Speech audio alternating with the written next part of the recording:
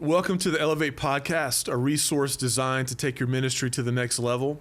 Whether you're a seasoned leader or a growing team member, this podcast will help you sharpen your vision, strengthen your staff, and deepen your impact for the gospel. I'm your host, Jay Fennell, Groups Minister at the Church of Nolensville, one of our Brentwood Baptist campuses. And joining me today is Matt Purdom and Shannon Moore. Glad to have you guys. But before we dive into our conversation, I don't want you to miss the exclusive resources available to Elevate subscribers. Things like team handbooks, ministry guides, and invite-only Zoom calls to help you lead well. So subscribe now in the show notes for free access.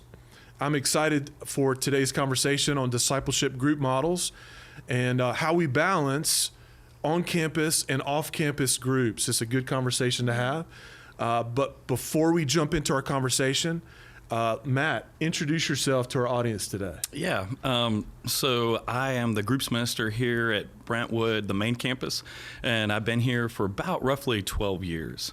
So, yes, you have been here for 12 years. Well done.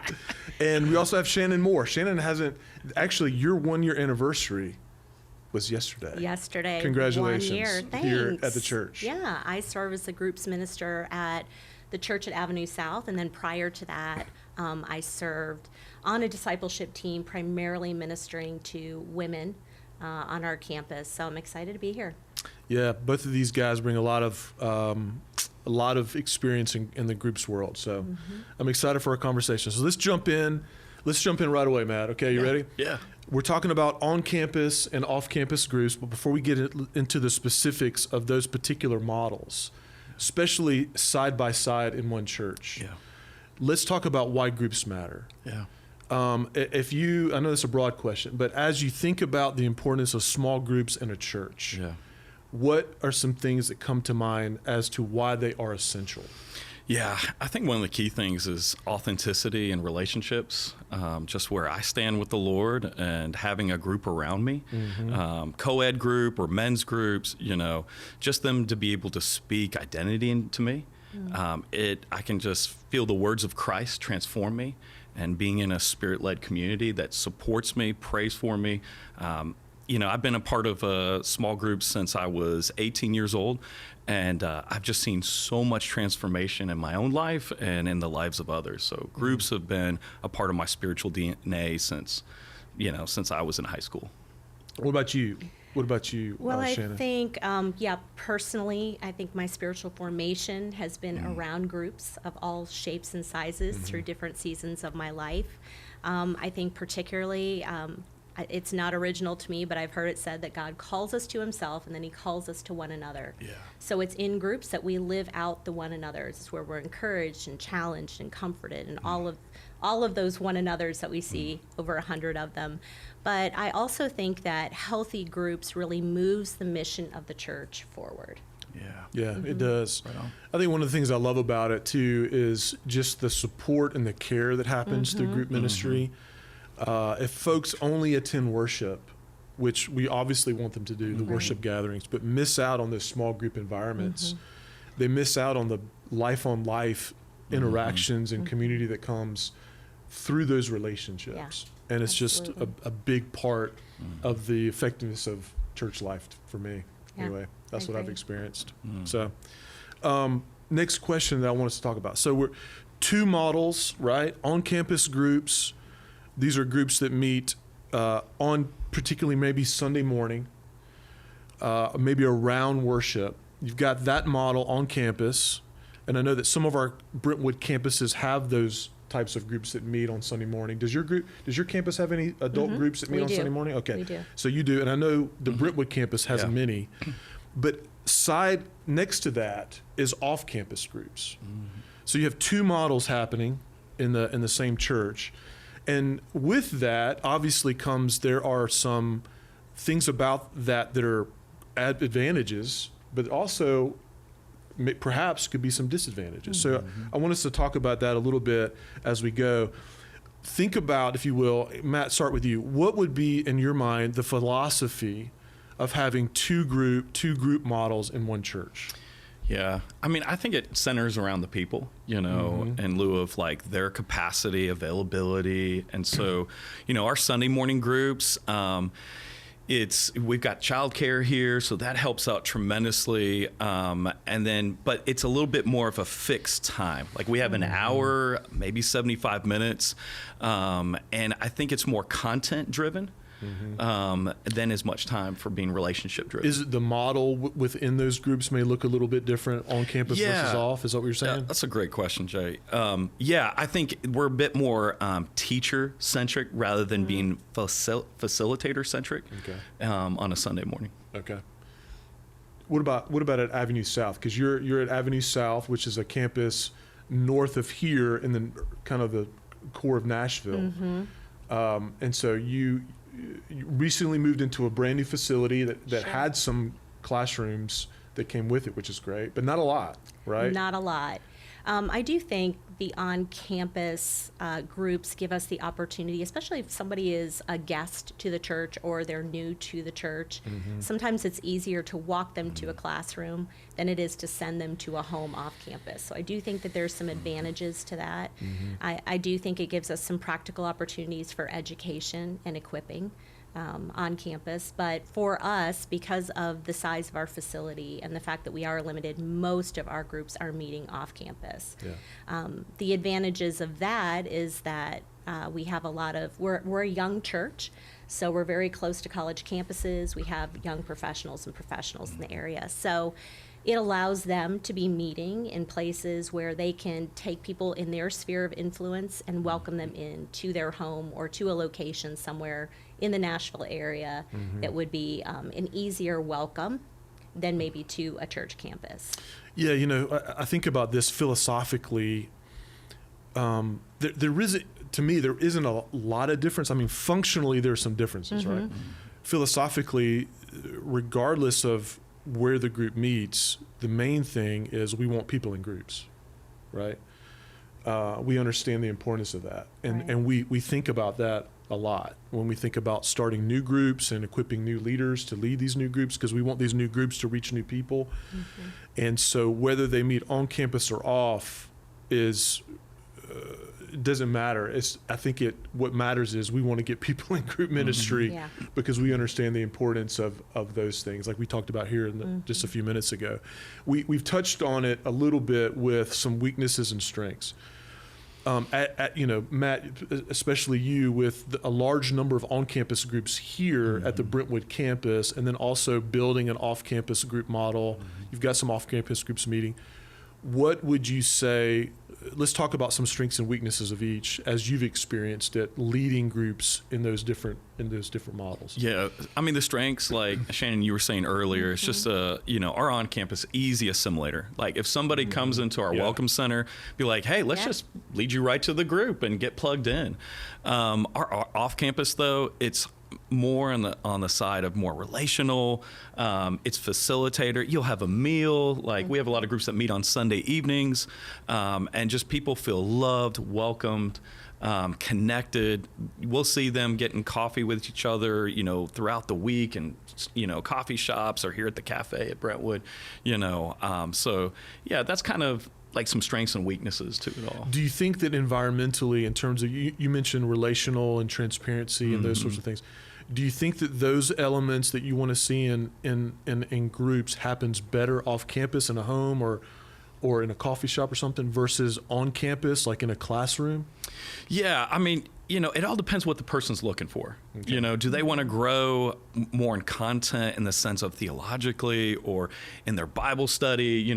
Sometimes Sunday morning's a good taste of that. That equips them to study God's word. Or do you want to be more transparent? Are there things in your life that you want community to support you, to kind of, the way it talks about in Galatians, to carry each other's burdens, and this way you fulfill the law of Christ? Like, you need that in your life. A lot of people do both. They have their Sunday morning group, and then their Sunday morning group actually breaks out. The men meet one week and the ladies week the following week. They have that sort of rhythm. So they are distinct, but they do also come together. Yeah. How would you add to that?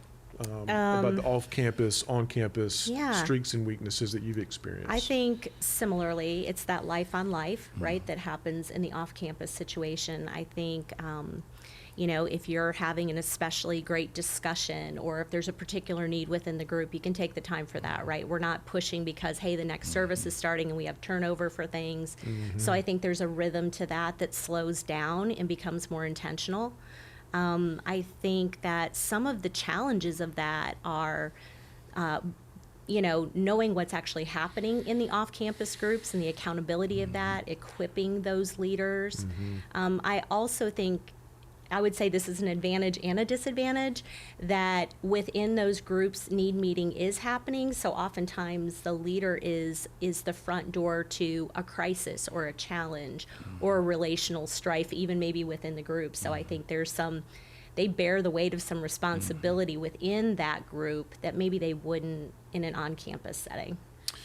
Do you either answer this question? Do you find that there are advantages with off-campus groups in neighborhoods or communities around the church facility in terms of like missional intentionality? Yeah. Evangelism, ministry in those communities, geographically located in certain strategic areas that may lend off-campus to have that advantage more than an off-campus group would have. Have you experienced that? Yeah, we've had like one group that they developed what we'd call as like a missional community. Okay. And so they would meet every week, and it would be about 40 people in their home. They had a larger home, but they lived up more in Nashville and more of some low-income neighborhood. And what was really cool about them, they would bless their community. So the fourth, I think they met on Wednesday nights, the fourth Wednesday that they would meet, depending on like the spring or in the fall, they would go out and clean up the neighborhood. And they would mow yards, they would clean the trash out, and they would get in conversation with their neighborhood and tell them what they were doing. And there was times that they would be able to share parts of the gospel or their story with their, hey, this is why I want to serve, because we're part of this great Bible study. Yeah. I think one of the things I love about it too, about that is, you mentioned serving, is the community that comes through that. You know what I mean? I mean, I've been a part of groups before that the community like got super strong and it turned the corner when we served together as a group. Yeah. You know what I mean? Absolutely. So anyway, I think that the opportunities for that with an off-campus, not that it's not available for on-campus groups as well, absolutely. But you're kind of a gospel outpost as a off-campus group in a neighborhood, as you're able to see ministry opportunities around you a little more. Yeah. Being in the community like that. Sure, and I think it's the context and location that you're in. I think we find that to be really a mark of our groups, just because we're in a neighborhood, with a school in the backyard. And so a lot of our local partners are right around us. And so our groups are engaging in outreach, I think, because just because of the location that we're in and the fact that we have access and So this wasn't in my notes for our conversation today, so this is kind of coming out of nowhere. But something I'm thinking about, off-campus and on-campus groups. Sometimes some of the differences are the size of the groups, right? On campus, you may have a group with 20, 30, 40 people. I don't know. I mean, I know there are actually groups here on campus. What's the largest on-campus group number? We've got one group, it's like 120 on the roll. They meet in the choir room, but yeah. And crazy. how many people come per week? Oh, I mean, it's close to 100. Yeah. So 100 people. Okay, like it's a small church. And so, but you're not going to have 100 people in a home to do an off-campus group. So my question is, in terms of size of the group, what is the sweet spot? Do you ever have those questions from group leaders and they ask you, how big do we want to get as it pertains to like our group? So what is the advice that you give them in terms of what the sweet spot is for like really good, authentic community within a group? Yeah, I think what we've seen is like anywhere from like 4 to 12. Okay. Why that number? Yeah, I feel like that's where you can balance intentionality and also intimacy together for the group. Okay. Like those two key aspects. And when they're hitting around that 12, if they get as big as like 16 or something like that, then they start thinking, you know what, we've gotten so big, we probably need to, divide the group in order that we can reach more people. I mean, that's always the direction, as as we're here to try to help them. Right. It's hard. It's a hard process, but there are some really healthy people usually in the group. And then, we're just making more ground in the kingdom. We're able to do that. But I feel like that 4 to 12 is where people can be known. So what about your large groups that have 40 plus, 20 plus, 40 plus? How do you make the big group feel small? Yeah, I think the best way is what dinner clubs. Like in my group, we have like 60 people on the roll. An average anywhere from 25 to 30 show up. But we've had some people that put this initiative together where they broke that up into 5 groups. And so once a month, it alternates houses, but once a month they all get together. 3 families get together, and they have dinner together and connect more personally. That's cool. What would you say about those things? I've seen the advantage of having small group within a large group as well. Like you're talking about, having 100 people in the room, and I've been in settings where we've had more than that in a room. But within the room, then we're sitting at tables, and those tables tend to be 8 to 10. And so I'd say 8 to 12, something like that. And I think it depends on what the group is formed around. So some of our groups are intentional study of the Bible. They're going to go deep. And we ask for those groups to be a little smaller. And then if we're doing more of a community or life group where we're going to do some, we know that social component is going to be maybe the leading part of that group. They're going to spend time in the Word as well. Then those groups can be a little bit larger. Yeah. Here's another unscripted question. Is there any favorable teaching model within groups that seems to be most effective? Yeah. A lecture style behind a lectern or podium, sitting in rows, versus more of a facilitation style, sitting in circles, around tables. Yeah. Is there a preference that you guys have as it relates to group ministry? Yeah. Like for me, it's all what the people want. So you have I'm in my approach, like I'm more leader centric. So what leader do I have who has a passion for something? Do they have a passion for content? Like they have this burden, like, I really want to equip our people with apologetics. Okay, well then let's drive that. And we gather people around them. So that'll probably be more of that podium setting, know, and it's usually a shorter period of time, like a focus study. That's what we call them here.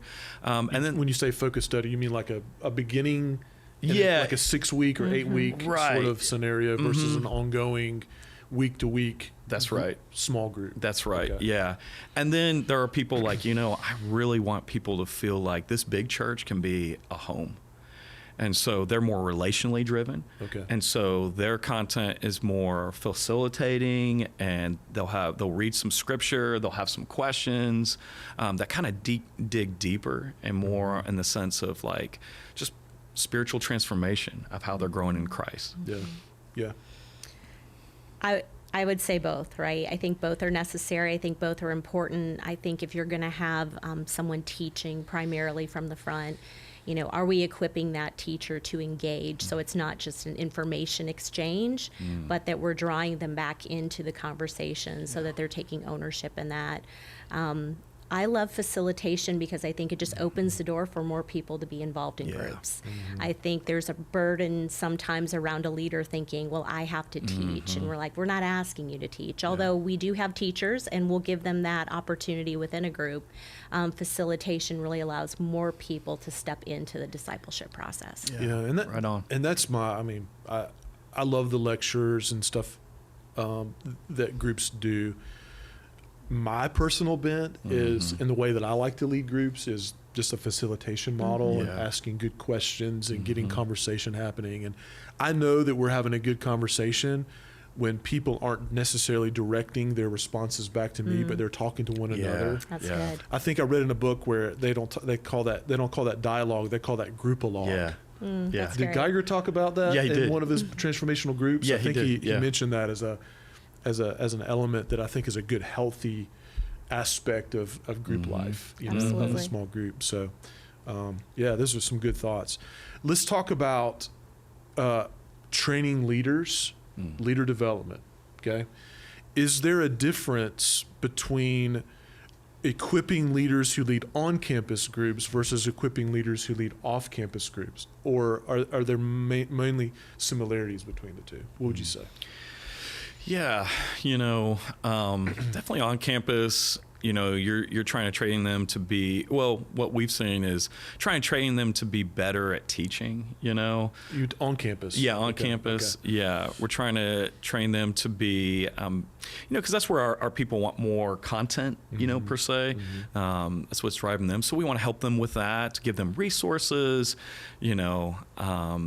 Bible, systematic theology stuff. We've got some really curious people here, that have such a passion to learn.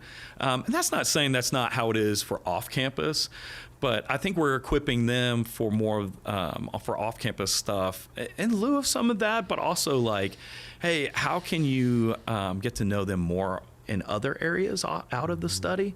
And we're thinking more like, hey, who here will be a co-leader for you that could lead to other, because they're generally smaller groups that we can then multiply some groups.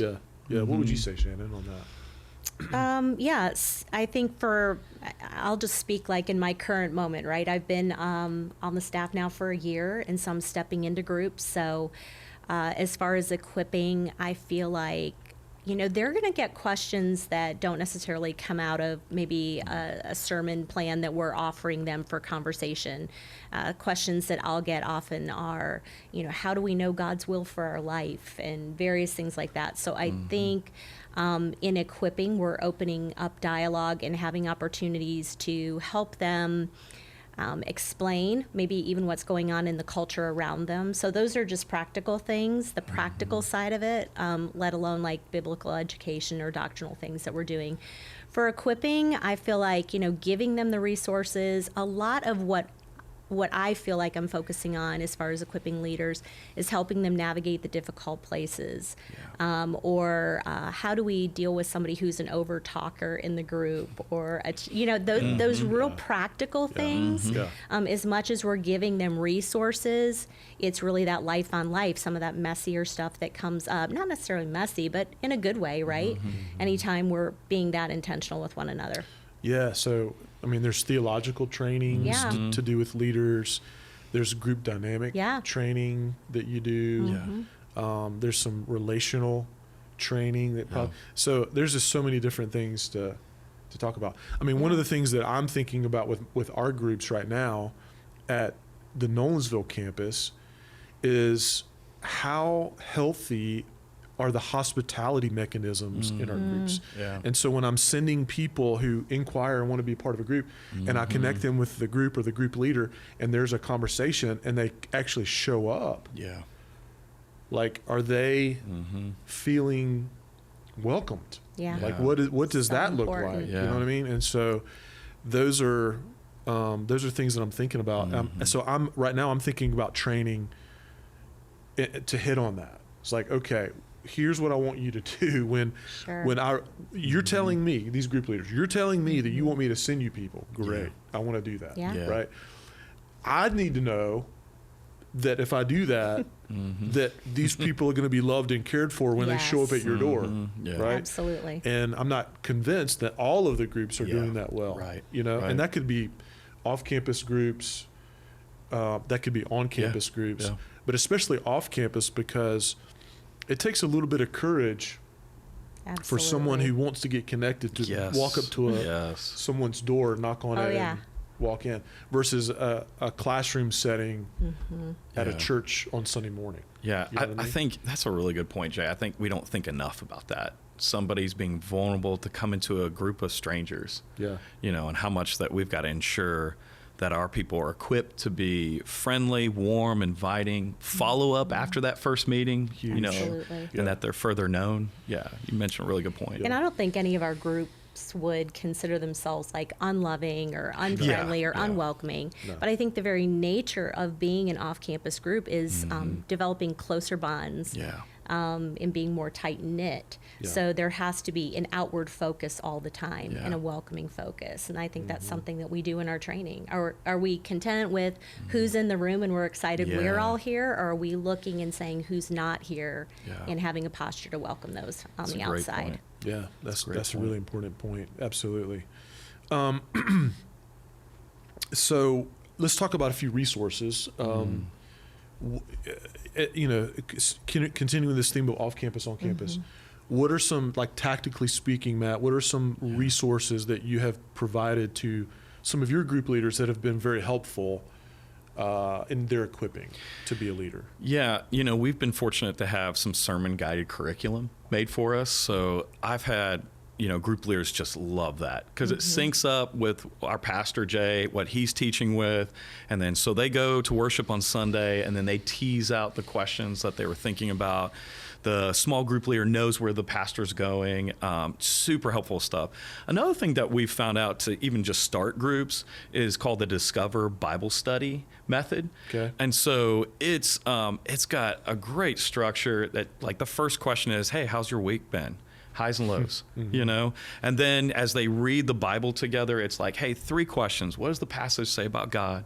What does it say about man? And what does it say about what we need to follow through and obey the Lord in? And then one of the final questions is, it's like, what are you going to do about it this week? Yeah. And so everybody shares, okay, I sense that the Lord is leading me to do this week. Like, And they're held accountable to they're say held something. the following week. They're held accountable. Hey, how'd it go? Yeah. And some people are like, oh man, I could have used some more accountability with it, or like, man, let me tell you about this great experience that I had. What the Lord Yeah. showed me. Yeah. Have you found any good resources for your leaders? I mean, we're using the same resources. Okay. They work well. Yeah. I'm in a life group. We practically work through that every Yeah. week. We find it to be super effective.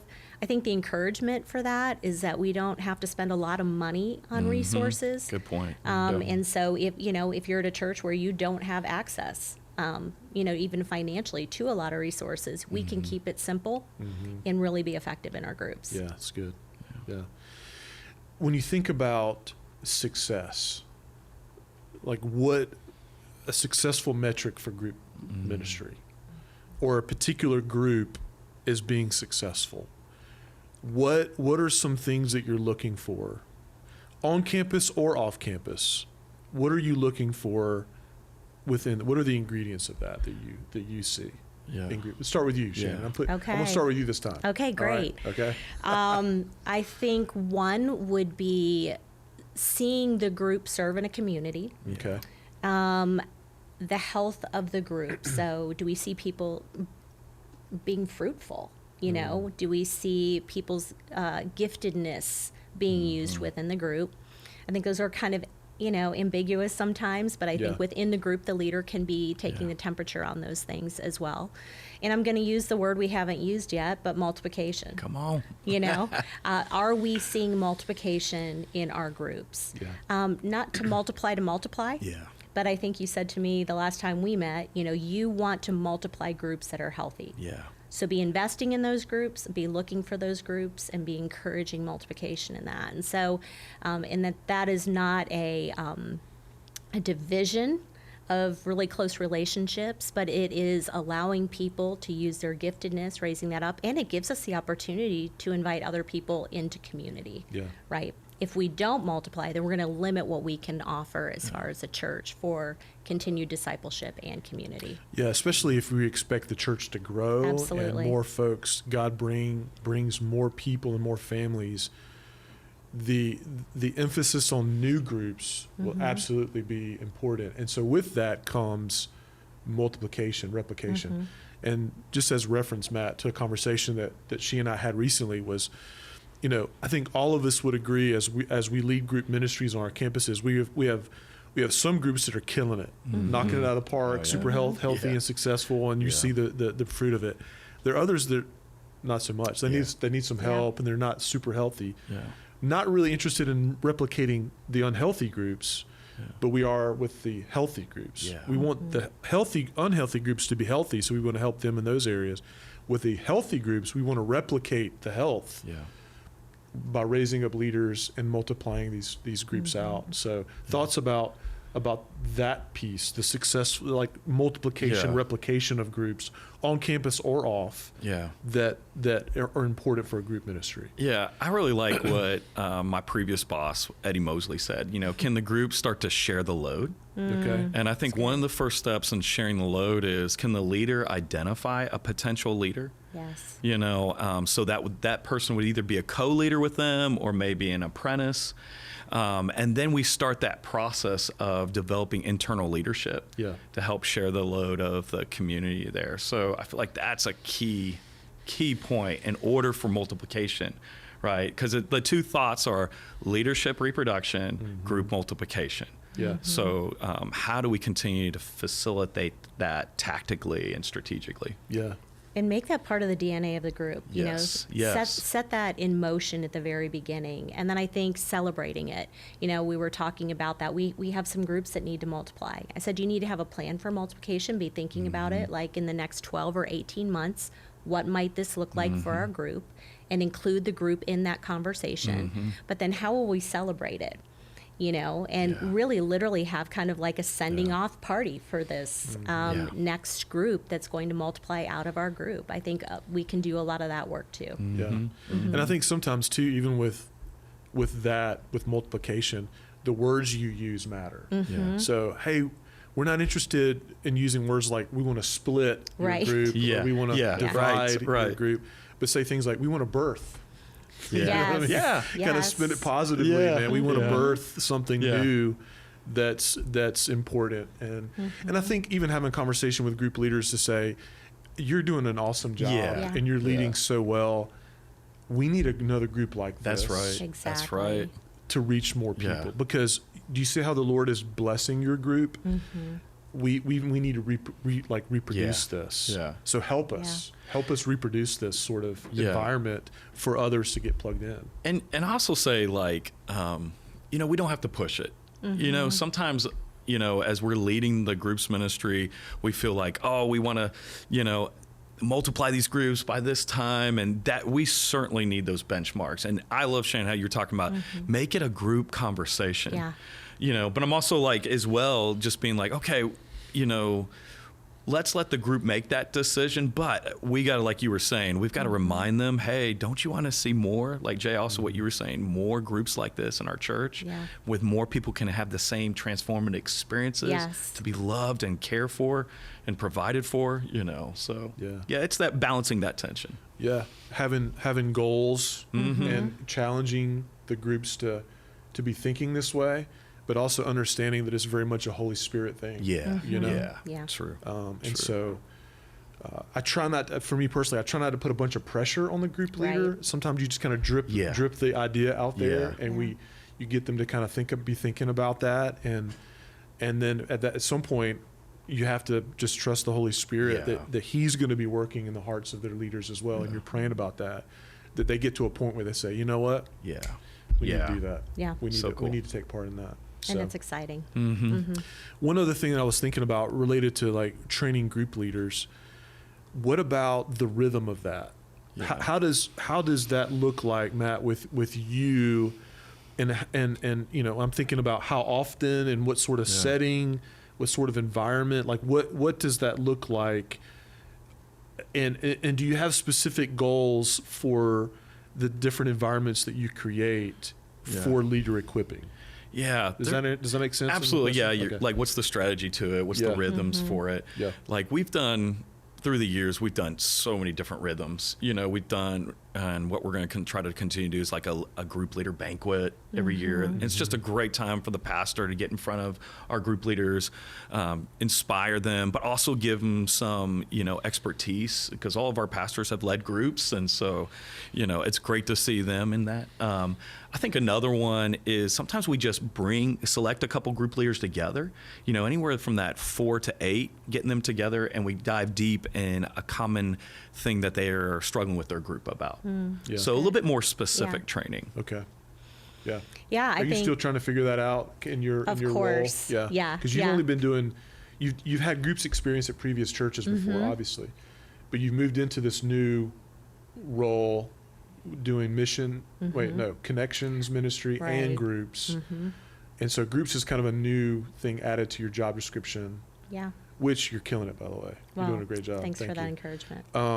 But you're still trying to figure out what that leader equip rhythm looks like, right? Yeah, I think the challenge is, there's far more of them than there are of us, right? So Yeah. that's the initial thing. Like, how do I begin to connect and know the leaders? And then what are the needs that we need to address? So I've practically just done a large group leader meeting where I'm giving them just those functional things, like when do groups start and when do groups stop, and what should we be expecting from our groups, and what are the reporting mechanisms if there's a need in the group that needs to be known beyond the group leader, all those kinds of things. But additionally, I try to meet with group leaders, like Matt said, over coffee and just hear their heart. For me, I'm doing a lot of getting to know my leaders. So I'll be, asking questions about their faith journey and how they came to faith in Christ and what their passions are and where they see successes in their group. And I try to do that in, 3 or 4 meeting together, hearing how the Lord really called them, and they sensed calling to being a leader in a group, which I think calling is also really important. And then practically, I enjoy having fun with those who volunteer. So I kind of build that into, I consider it part of like our training or equipping, and that would be like a Friendsgiving where we all get together and we just enjoy one another. And oftentimes I think more is accomplished in those moments than even in these strategic times that we're meeting. Yeah, that's great. Yeah. I think about training kind of from 3 levels, kind of that large, like you mentioned, a banquet or some sort of a large group, which is more download. Yeah. Here's some things you need to know. Yeah. Here's some calendar things. Yeah. Here's some policy things. Take attendance. Yes, take that attendance. Right? Administrative Yeah. aspects of group life, group ministry. But then you have like you mentioned, the 4 to 8, kind of those huddles that where you can hit on different aspects of equipping. There could be some theological things there. Absolutely. There could be some learning together that takes place, and just the benefit of fellowship. Because I think one of the things that I've experienced with my group leaders is they'll come up to me and say, I kind of feel a little isolated because all of my groups are off-campus groups. So there's not a whole lot of, there's no on-campus where people are walking through the halls and seeing that's groups true. meeting and connecting with a leader like that. Yeah. So I have to be intentional about creating those connections, even with our group leaders, to know that they're not alone. They're part of a team, a greater really team, good. and we're going in the same direction. So you've got those huddles, and then you have the one-on-ones, right? Yep.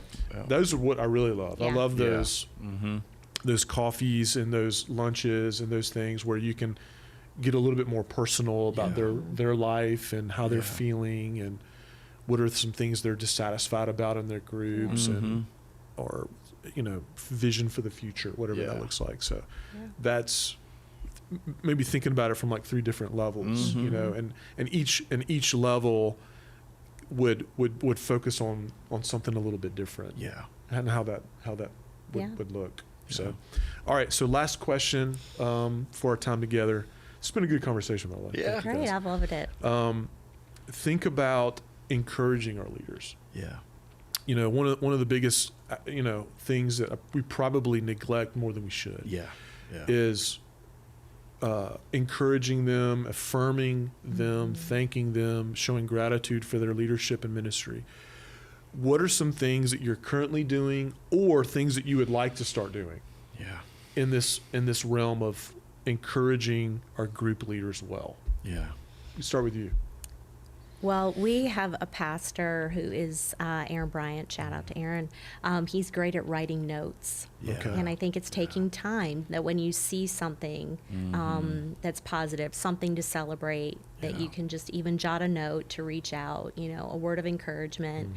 I try to, when we're gathering as leaders, to celebrate together. So if there are things that are going on in the group that, I'll say, hey, Noah did a great job at such and such, or hey, we're going to multiply in this area. But as far as like just encouraging leaders, I encourage them to take a break every once in a while in the that's good. rhythm of rest, right? Yeah, we that's good. have seasons of groups, and then like summers, you know, that looks different in our group's ministry, and that's an opportunity for them to be able to just do some spiritual renewal that we can, you know, you don't ever want to think that you're spending time in the Word to prepare for someone Yeah. else, but it happens, Yeah. right? Yep. So just the opportunity to have a season of just rest and renewal and encouragement.